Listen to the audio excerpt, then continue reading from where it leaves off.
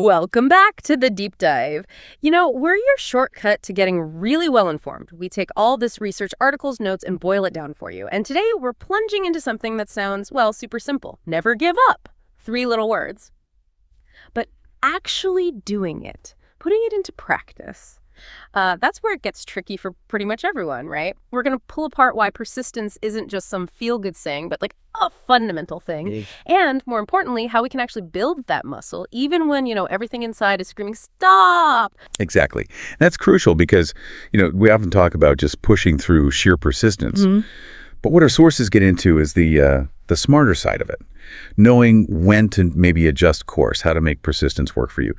Life, well, it's rarely a straight road, is it? Our material keeps pointing this out. It's full of turns, bumps, sometimes these like huge walls that just pop up.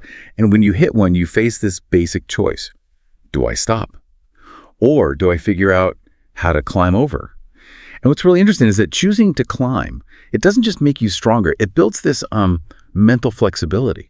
So our mission today isn't just defining persistence, it's why it matters, how you build it, and understanding this surprising idea that failure isn't the opposite of success. It's actually, well, it's part of it. Right, part of the process. So we've got some fascinating examples lined up, don't we? Things that really teach us how to make this practical. Like, we'll look at a baby learning to walk. It's not just that they fall down, it's how they get back up again, that whole process. And then there's that cautionary tale, the gold miner, who stopped just 3 feet away from hitting the jackpot, gave up.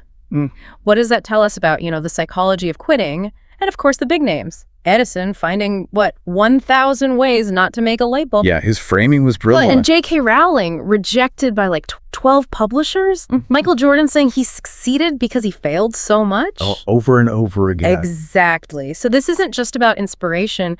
We want you to walk away with real actionable tips on how to keep going, real value from this deep dive. And to really get how to build persistence, our sources talk a lot about this thing called grit. It's not only passion, you see, it's also that perseverance, sticking with long-term goals. Angela Duckworth's work comes up a lot here. It shows grit often predicts success better than, say, raw talent. And the really important part, it's something you can actually develop. It's not fixed. That's huge. So it's not just, I wasn't born gritty. It's a skill. And how does that link up with a growth mindset? Because that's another term that keeps popping up in the research we looked at. Absolutely connected. Think of grit maybe as the engine, right? And growth mindset is the fuel keeping it going. See, a fixed mindset says your abilities are just set in stone. You're either good at something or you're not. So when you hit a setback, it feels like proof you're just not good enough. A personal failure. Yeah, that sounds familiar. But a growth mindset, and this is Carol Dweck's work, sees challenges, even failures, totally differently. They're chances to learn, to develop. They're data points, not verdicts. Someone with a growth mindset asks, okay, what can I learn here? How can I do better next time? It fundamentally changes how you deal with difficulty. Obstacles become, stepping stones. That makes perfect sense. So back to the baby learning to walk, they're not thinking, I need a growth mindset, but they just naturally have that try again thing without all the self-judgment baggage we pick up later. Exactly. So what happens to that natural drive? Why does it get harder for us as adults? And how do we consciously switch it back on when the falls feel way bigger? That's a really deep question. I mean, as adults, we worry more about judgment, about how failure looks. Our ego gets tangled up in it. And that's why these conscious strategies are so important. Our sources give some really practical, research-backed ways to build that drive. One is this idea of a commitment device, basically making it harder for yourself to quit, like telling people your goal or having someone hold you accountable. Just creates a bit of helpful pressure. Okay. Another big one is focusing on the process, not just the end result. So celebrating that you did the work today, even a small bit, not just waiting for the huge win. That actually rewires your brain's reward system a bit, makes persisting feel more satisfying because you're getting these little wins along the way. Rewarding the process. I like that. It feels much more sustainable. And it seems like it connects back to that gold miner story, doesn't it? The guy who quit just 3 feet from the gold. You hear that and just think, wow, if only he'd kept going. But our sources suggest this isn't like a one-off weird story. It's actually pretty common to be just 3 feet away psychologically. There's a reason people quit then. Precisely. That miner, he wasn't just unlucky. He probably fell into that trap of, quitting too soon. Or maybe he just didn't have the feedback to know how close he really was. Our sources suggest that persistence isn't always about blind stubbornness. Sometimes it's about informed stubbornness. You gather information, you make smart choices. Sometimes, the data said, stop, pivot. That's the smart move. Right.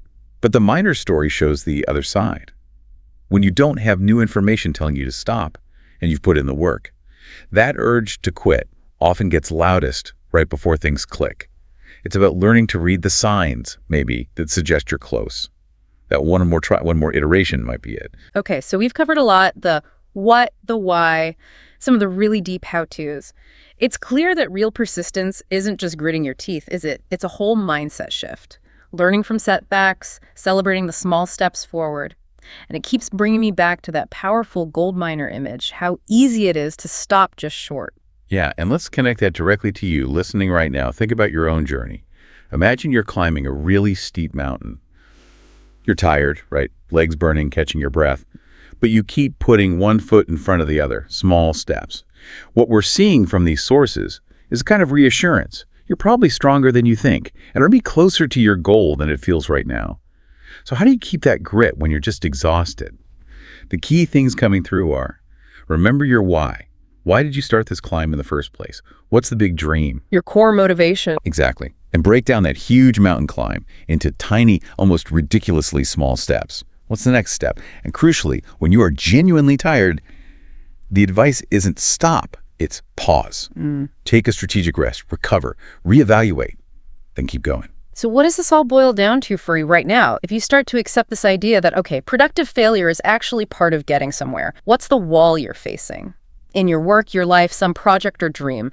And knowing what we've just talked about, grit, growth mindset, smart persistence, pausing, not stopping, what's just one more small, informed step you can take right now or maybe tomorrow morning? We really want to challenge you to take this mantra to heart. Your story isn't finished yet, so keep going. Really think about how embracing that could reshape your path, whatever you're aiming for, learning something new, tackling that project, chasing that big dream.